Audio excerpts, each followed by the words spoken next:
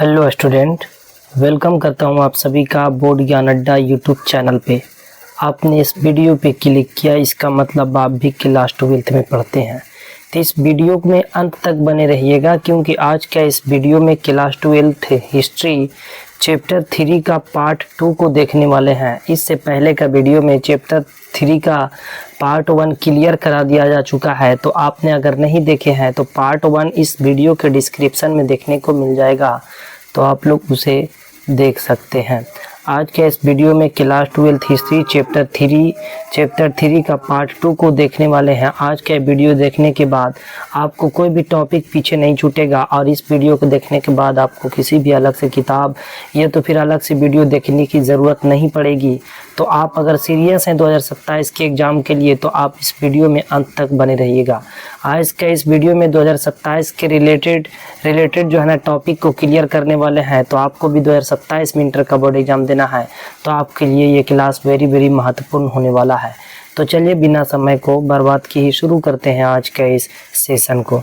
तो वीडियो में अंत तक बने रहिएगा, देखेंगे। बिना समय को बर्बाद किए ही शुरू करते हैं आज का इस सेशन को। इससे पहले पार्ट 1 को आप लोग ज़रूर वीडियो के डिस्क्रिप्शन से जाकर के देख लीजिएगा, ताकि ये पार्ट 2 सही तरीके से समझ में आ जाए। आचार संहिता में दिए गए नियम का पालन ब्राह्मणों को तथा समाज को करना पड़ता था। मतलब आचार संहिता जो है ना, उसमें जो भी नियम दिए गए हैं, इस नियम का पालन ब्राह्मणों और समाज वालों को करना पड़ता था। और इनमें ये नियम का संकलन की अगर बात करें कब किया गया था, तो 500 BC, यानी कि कितना, तो 500 ईसा पूर्व में, है ना। कब? तो 500 ईसा पूर्व में जो है ना इसका संकलन किया गया था। 500 ईसा पूर्व में आचार संहिता का संकलन और इस नियम का पालन ब्राह्मण तथा समाज के जो है ना लोगों को इस नियम का पालन करना पड़ता था। कब ये देखने को मिला था, कब इसकी संकलन की गई थी, तो 500 ईसा पूर्व में। ठीक है, 500 ईसा पूर्व में इसकी संकलन की गई थी। आगे देखते हैं। धर्मसूत्र तथा धर्मशास्त्र नामक संस्कृत ग्रंथ में किया गया था।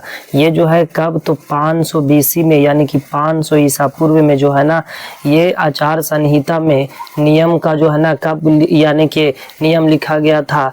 तो वो जो नियम लिखा गया था 500 BC में लिखा गया था, और ये धर्मसूत्र और धर्मशास्त्र नामक संस्कृति ग्रंथ में किया गया था। और ये इनमें सबसे महत्वपूर्ण माने जाते हैं मनुस्मृति को। सबसे महत्वपूर्ण किसको माना जाता है, तो सबसे महत्वपूर्ण मनुस्मृति को माना जाता है।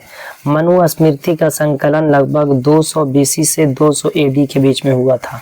मतलब ये है कि अगर पूछा जाए कि मनुस्मृति की रचना या मनुस्मृति का संकलन कब हुआ था, तो 200 ईसा पूर्व से, याद रखेंगे 200 ईसा पूर्व से कितना, 200 ईसा पूर्व से 200 ईस्वी के बीच, 200 ईस्वी के बीच जो है ना मनुस्मृति की रचना की गई थी। 200 BC से 200 AD तक, मतलब 200 ईसा पूर्व से 200 ईस्वी के बीच में हुआ था।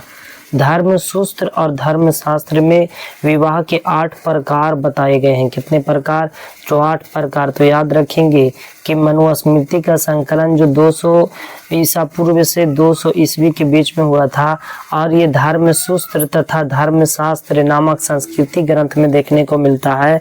और ये धर्मसूत्र और धर्मशास्त्र में विवाह के कितने प्रकार, तो याद रखेंगे 8 प्रकार बतलाए गए हैं। कितने प्रकार, तो 8 प्रकार बतलाए गए हैं। इसे याद करिएगा और इसे लिख लीजिएगा। देखेंगे विवाह का 8 प्रकार विवाह का बतलाया गया। इनमें से पहला 4 प्रकार विवाह को सही माना जाता है। 4 को सही माना जाता है और 4 को सही नहीं माना जाता है। ठीक है, बाकियों के जो है ना, यानी कि क्या, तो निंदित माना गया है। बाकी 4 को क्या माना गया, तो सही माना गया।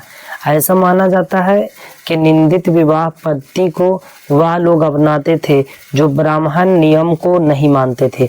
मतलब यह है कि मनुस्मृति में जो है ना 8 प्रकार के विवाह वर्णन मिलता है, जिनमें 4 को सही माना गया।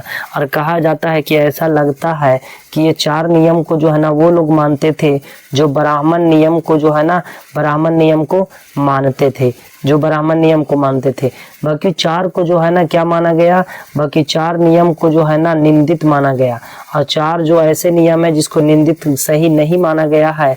8 प्रकार के विवाह में 4 को सही माना गया है ना। याद रखेंगे कि 8 प्रकार के विवाह में 4 को सही माना गया, 4 को सही नहीं माना गया।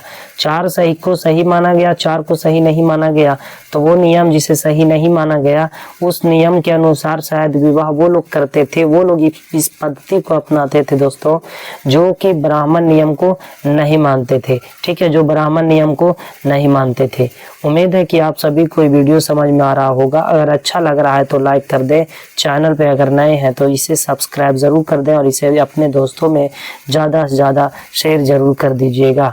ठीक है, तो इसे आप लोग साथ ही साथ में लिखते चले, है ना, लिखते हुए चले। और इस वीडियो को देखने के बाद आपको किसी भी अलग से किताब या किसी भी अलग से कॉपी या अलग से किसी भी वीडियो को या किताब को देखने की ज़रूरत नहीं पड़ेगी। इसमें आपको पूरा कॉन्सेप्ट जो है ना क्लियर हो जाएगा।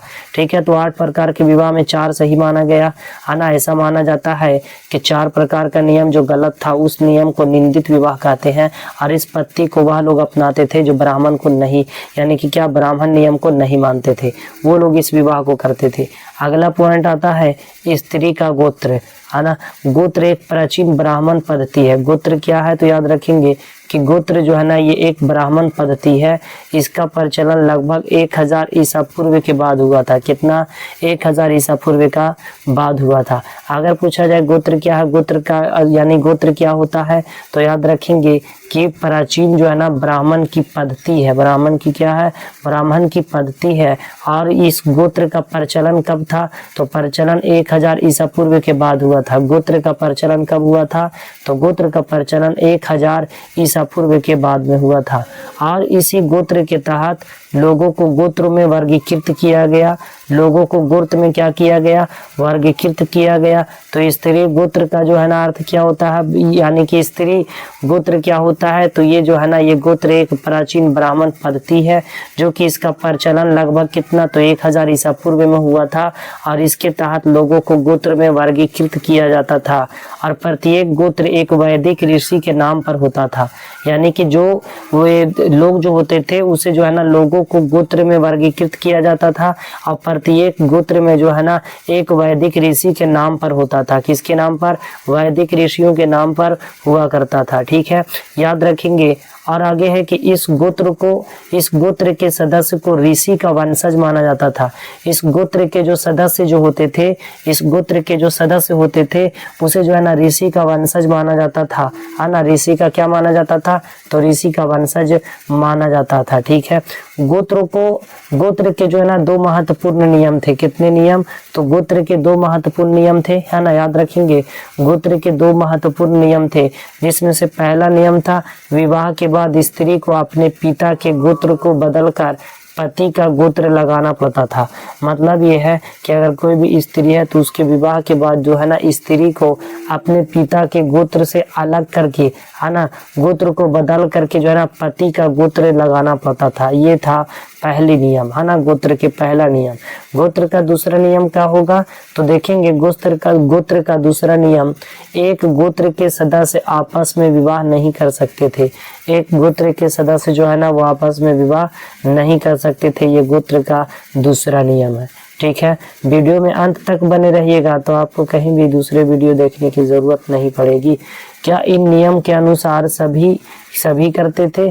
क्या इन नियमों का जो है ना नियमों का अनुसरण यानी कि नियमों का जो है ना पालन क्या सभी लोग करते थे? इस नियम का पालन सभी लोग करते थे। तो देखेंगे सातवाहन शासकों के अभिलेख का अध्ययन करने के बाद इतिहासकार ने यह साबित किया कि यह शासक ब्राह्मण गोत्र व्यवस्था का पालन नहीं करते थे। मतलब ये है कि ये नियम जो है ना क्या गोत्र का नियम का पालन सभी लोग करते थे तो नहीं, ये गोत्र के नियम का पालन सभी लोग नहीं करते थे। ठीक है, सभी लोग नहीं करते थे।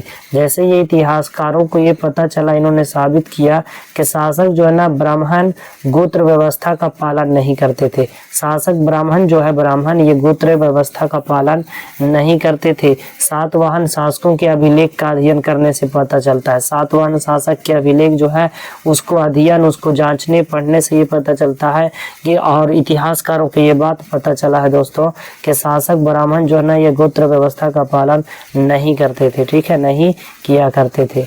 और देखेंगे कि कुछ जो है ना सातवाहन राजा बहुपत्नी प्रथा को मानते थे। मतलब एक राजा की जो है ना कई सारी पत्नियां हुआ करती थी, है ना, एक राजा के कई सारी पत्नियां। मतलब सातवाहन राजा को जो है ना बहुपत्नी प्रथा को मानते थे। बहुपत्नी मतलब बहुत सारे पत्नी, है ना, एक राजा कई सारे पत्नी, एक राजा कई सारे विवाह करते थे और कई सारे पत्नियां को रखा करते थे। और इस नियम को सातवाहन राजा जो है ना वो माना करते थे, याद रखेंगे इसे। और इन राजाओं की पत्नियों ने विवाह के बाद भी अपने पिता को गोत्र को अपनाया था, ना, विवाह के बाद भी अपने पिता के गोत्र को क्या किया था, तो अपना लिया था। और जब इतिहासकारों ने सातवाहन राजा से विवाह करने वाली उनकी पत्नियों के नामों का विश्लेषण किया तो यह ज्ञात हुआ कि उनके नाम जो है ना गौतम तथा वशिष्ठ गोत्र से उद्भव थे।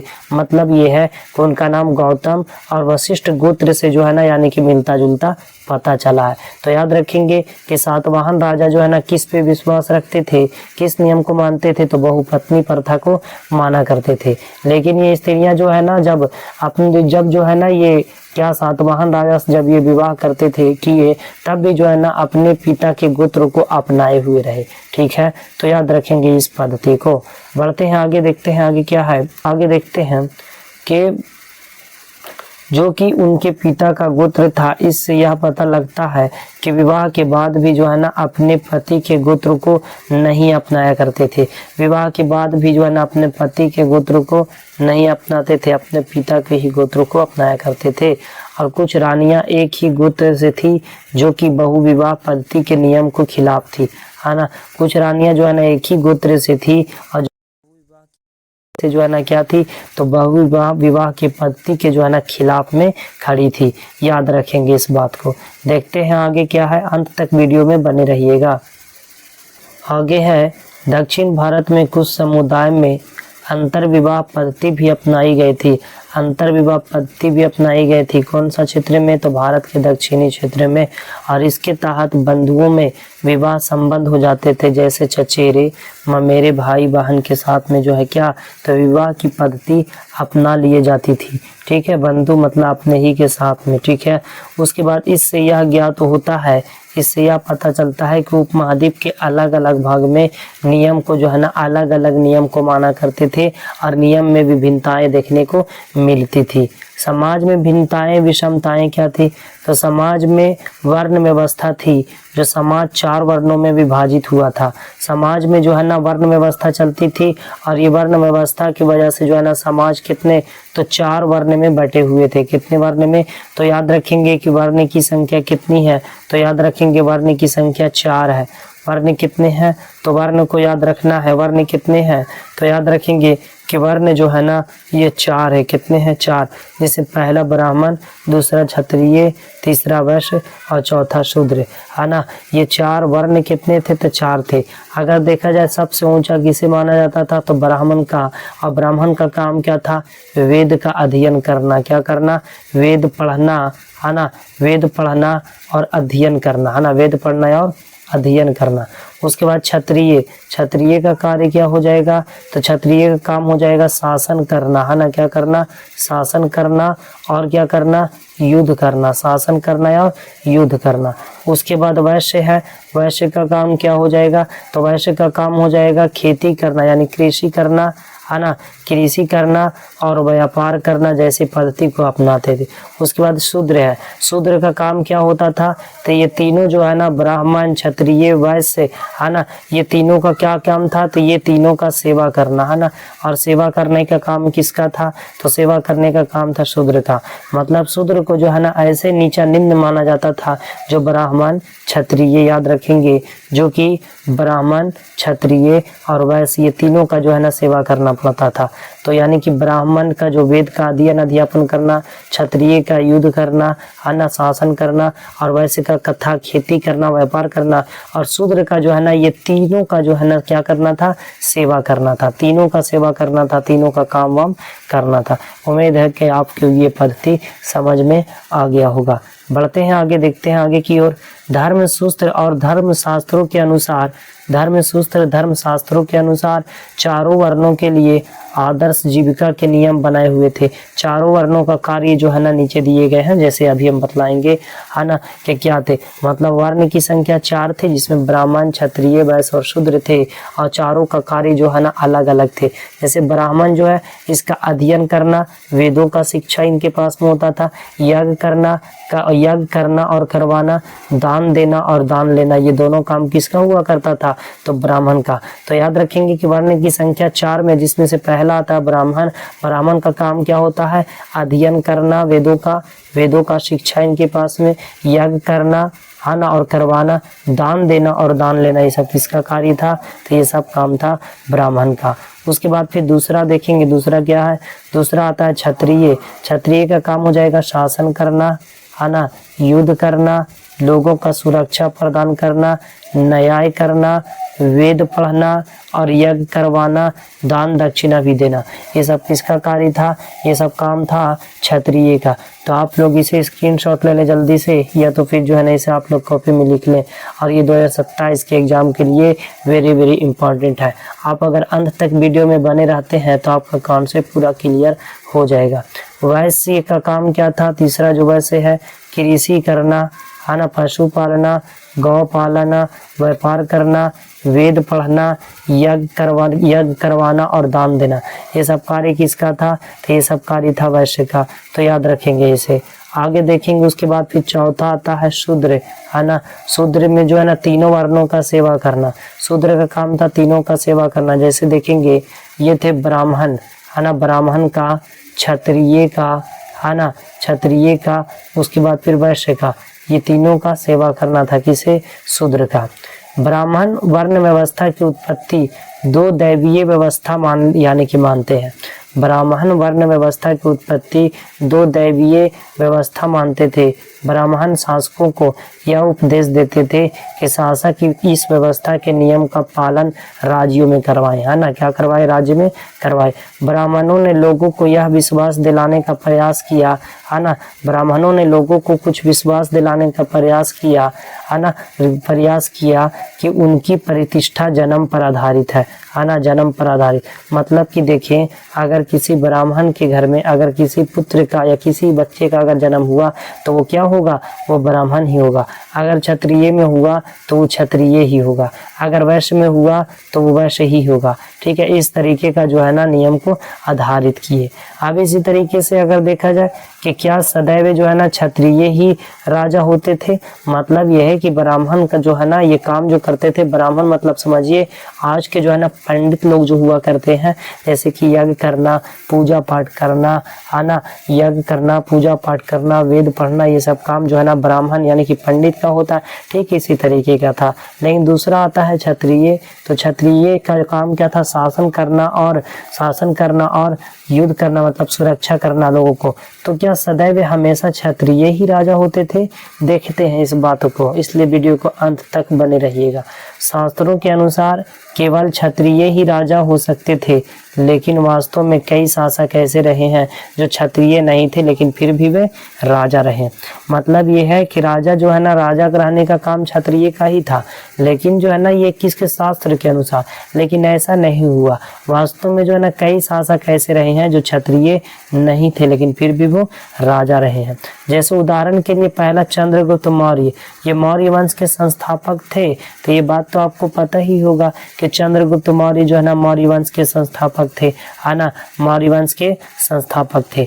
अब ये मौर्य वंश से ही जो है ना एक और जो है ना महान शासक आते हैं जिसका नाम होता है अशोक। तो आपको कमेंट बॉक्स में बतलाना है कि अशोक जो है ना, अशोक ने किस धर्म को अपनाया था, अशोक ने किस धर्म को अपनाया था, आपको कमेंट बॉक्स में इसका उत्तर देना है। ठीक है, आपके लिए ये पहला प्रश्न है। ठीक है, बढ़ते हैं आगे, देखेंगे आगे क्या है। बौद्ध ग्रंथ में चंद्रगुप्त मौर्य को ब्राह्मण माना गया है, जबकि क्षत्रिय उन्हें जो है ना निम्न कुल नीची जाति के मानते थे, है ना। बौद्ध ग्रंथ में चंद्रगुप्त मौर्य को ब्राह्मण माना गया है, जबकि क्षत्रिय उन्हें जो है ना निम्न कुल यानी कि क्या, निम्न कुल मतलब कि नीची जाति का मानते थे। कौन सी जाति का, नीची जाति का माना करते थे। ठीक है, बढ़ते हैं आगे, देखते हैं आगे की ओर क्या है, वीडियो में अंत तक बने रहिएगा। दूसरा उदाहरण है दूसरा है शुंग और यानी कि कवन, ये जो है ना पहला जो थे ये मौर्य वंश के संस्थापक चंद्रगुप्त मौर्य थे। दूसरा शुंग और कवन मौर्य के जो है ना उत्तराधिकारी ब्राह्मण थे। ठीक है।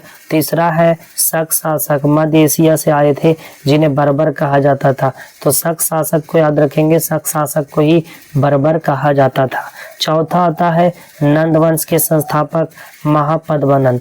ठीक है, जो कि शूद्र थे। क्या थे? शूद्र थे। तो महापद्मानंद क्या थे? शूद्र थे।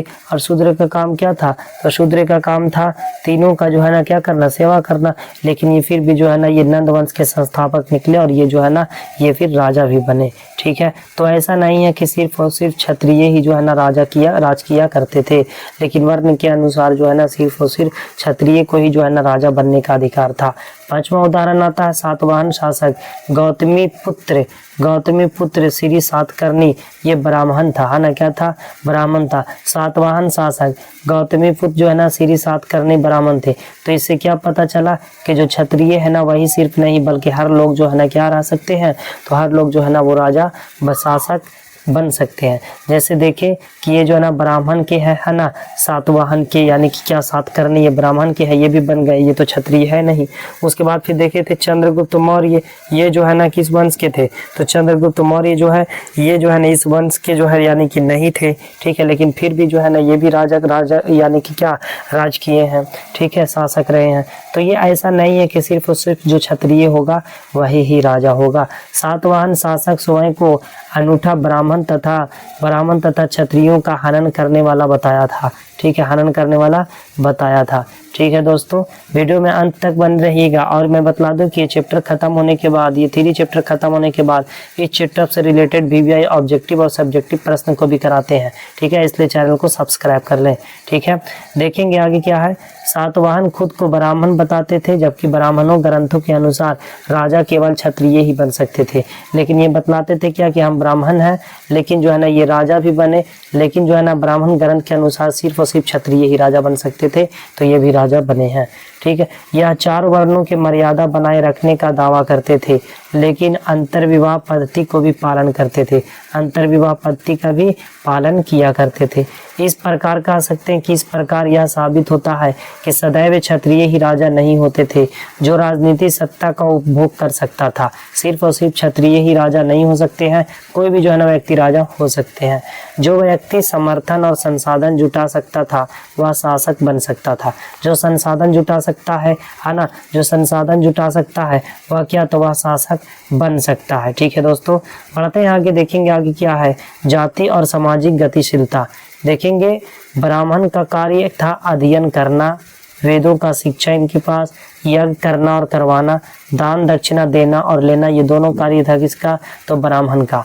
क्षत्रिय का काम था शासन करना, युद्ध करना, लोगों का सुरक्षा प्रदान करना, न्याय करना, वेद पढ़ना, यज्ञ करवाना, दान और दक्षिणा देना, ये सब था इसके पास में। लेकिन क्या आपने क्या ऐसा देखा कि सिर्फ और सिर्फ क्षत्रिय ही राजा रहे हैं? आप लोग कमेंट करके जरूर बतलाइएगा। ठीक है, आपको अगर अच्छा लग रहा है ये वीडियो, आपको समझ में आया कि क्षत्रिय ना हो करके कोई भी वर्ण के लोग जो है ना वो भी शासक हो सकते हैं, तो आपको अगर समझ में आया, अच्छा लगा, तो प्लीज़ एक छोटा सा कमेंट जो है ना इस वीडियो में ज़रूर से ज़रूर करिएगा। ठीक है, देखेंगे आगे फिर क्या है। चौथा, फिर उसके बाद आता है वैश्य, है ना। तीसरा यानी कि क्या है? तो वैश्य है। वैश्य का काम कृषि करना, पशु पालना, गौ पालना, व्यापार करना, वेद पढ़ना, यज्ञ करवाना और दान देना, ये काम था किसका? वैश्य का काम था। शूद्र का जो है ना तीनों वर्णों का सेवा करना, तीनों वर्णों का क्या करना? तो सेवा करना था। ठीक है, बढ़ते हैं आगे, पॉइंट को देखेंगे। अगला पॉइंट है जाति। अगला पॉइंट क्या है? जाति।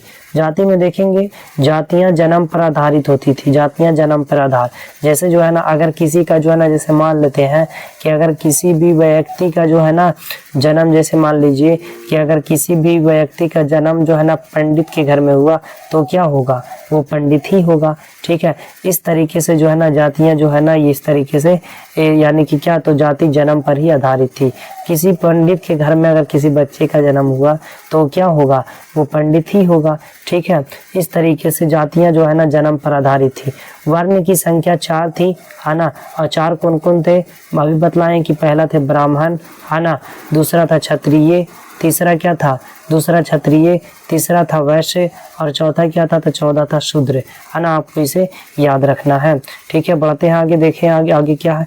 जब ब्राह्मण व्यवस्था वर्ण यानी कि क्या, जब ब्राह्मण व्यवस्था वर्ण व्यवस्था का कुछ नए समुदाय से यानी कि आमना सामना हुआ, जब ब्राह्मण व्यवस्था का कुछ नए समुदाय के सामने आमने सामने हुआ जिन्हें 4 वर्णों की व्यवस्था में शामिल नहीं किया जा सकता था, उन्हें जातियों में बांट दिया गया।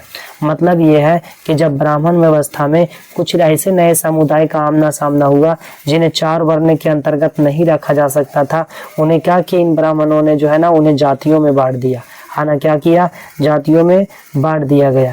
जैसे निषाद यानी कि मल्लाह या नाविक, उसके बाद सुवर्णकार जैसे सुनार, जैसे इसीलिए जो है ना कहा गया कि ये जो है ना किस पर, तो ये जन्म पर आधारित थी। जैसे मल्लाह के घर में अगर किसी बच्चे का अगर जन्म होता है तो क्या निकलेगा, तो क्या माना जाएगा, तो उसे भी मल्लाह मान सकते। जो नाविक के घर में होगा उसे क्या मानते, नाविक, है ना। और जो सुनार के घर में होगा उसे क्या मानेंगे, तो उसे सुनार ही माना जाएगा।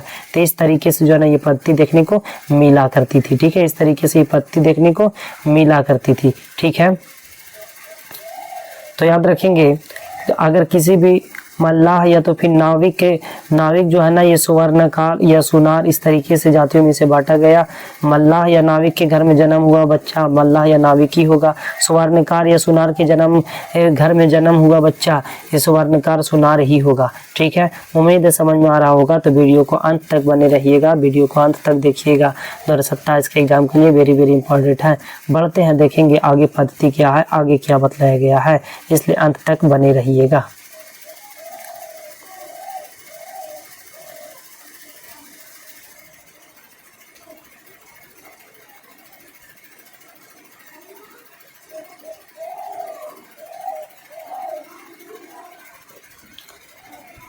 आगे है, एक ही जातियों के लोग जीविका के लिए एक ही जैसे कार्य करते थे। भारतीय उपमहाद्वीप में विविधताओं से भरा हुआ था, है ना। भारतीय उपमहाद्वीप विविधता से भरा हुआ है ना। ये यहाँ पास में हर एक प्रकार की विभिन्नताएं देखने को मिलती है। यहाँ से ऐसे समुदाय भी रहते थे जो ब्राह्मण व्यवस्था को नहीं मानते थे। मतलब भारतीय उपमहाद्वीप में ऐसे भी लोग रहते थे जो सब ब्राह्मण समुदाय को नहीं माना करते थे। संस्कृति साहित्य में ऐसे समुदाय का विचित्र जो है ना असभ्य, बर्बर, जंगली चित्रित किया जाता है, ठीक है। बढ़ते हैं आगे, जैसे उदाहरण में वनों में बसने वाले लोग, कहाँ बसने वाले, तो याद रखेंगे वनों में बसने वाले लोग, शिकार कंदमूल संग्रह करने वाले लोग, है ना। निषाद वर्ग जैसे एकलव्य भी इसी वर्ग का ही था। उसके बाद यावयर का अर्थ होता है घूमने फिरने वाले लोग। घुमक्कड़ लोग को जो है ना क्या यायावर बोलते हैं। तो यायावर भी हुआ करते थे जो घुमक्कड़ लोग थे। और पशुपालकों को भी ऐसे ही समझा जाता था, पशुपालकों को भी ऐसे ही समझा जाता था, ठीक है। पशुपालकों को भी ऐसे ही समझा जाता था। आगे देखेंगे, आगे क्या है, फिर देखेंगे कि जो लोग संस्कृत भाषा, जो लोग जो है ना संस्कृत भाषा नहीं थे, जो लोगों का संस्कृत भाषा नहीं था, उन्हें जो है ना मलेच्छ कहकर 3 दृष्टि से देखा जाता था। कितने दृष्टि से, तो याद रखेंगे 3 दृष्टि। मतलब जो भी लोग जो है ना जैसे पशुपालक हो या ऐसे लोग हो जो घुमक्कड़ लोग हो, उनके पास में जो है ना संस्कृत का ज्ञान नहीं था, उनका भाषा संस्कृत नहीं था, तो उन्हें मलेच्छ कहकर यानी कि पुकारा जाता था, हीन दृष्टि से देखा जाता था, जिसके पास में संस्कृत का ज्ञान नहीं था। तो दोस्तों ये था आज का video class 12th history chapter 3 का ये पार्ट 2 था। इससे पहले पार्ट 1 को क्लियर करा दिया जा चुका है। तो आपने अगर नहीं देखे हैं तो इस वीडियो के डिस्क्रिप्शन में आपको उसका लिंक मिल जाएगा, आप लोग उसे देख लीजिएगा। उसके बाद ये चैप्टर 3 का पार्ट 2 को आप लोग देखिएगा तो आपको जो है ना सही तरीके से समझ में आएगा। पहले आप लोग पार्ट 1 को देख लीजिए, उसके बाद फिर ये पार्ट 2 है ये वीडियो, इसलिए उसके बाद इसे देखिएगा, ठीक है। तो वीडियो आप लोगों को कैसा लगा, अगर अच्छा लगा तो लाइक कर दें, चैनल पे अगर नए हैं तो इसे सब्सक्राइब कर दें और इसे अपने दोस्तों में ज़्यादा से ज़्यादा शेयर कर दें। ठीक है, वीडियो अगर थोड़ा सा भी हेल्पफुल लगा, अगर समझ में आया तो एक छोटा सा कमेंट जो है ना ज़रूर से ज़रूर करिएगा। मैं आपको बतला दूं कि आपके लिए, आपको जो है ना अगर इतिहास समझ में नहीं आता, इतिहास में कमज़ोर है, तो आपको जो है ना ये चैनल को सब्सक्राइब ज़रूर ही करना चाहिए। इस चैनल के माध्यम से इतिहास की पूरी संपूर्ण तैयारी जो है ना बिल्कुल आसान भाषा में करा दी जाएगी। ठीक है, इसलिए चैनल के साथ ज़रूर से ज़रूर जुड़िएगा। मैं बतला दूं कि आपको जो है ना अगर PDF और नोट्स चाहिए तो इस नंबर पे आपको व्हाट्सअप मैसेज करना है। नंबर है 9934796799। इस नंबर पे आपको व्हाट्सअप मैसेज करना, आपको PDF दे दिया जाएगा, वो भी बिल्कुल मुफ्त में। तो तब तक के लिए पढ़ते रहें, मस्त रहें, स्वस्थ रहें। जय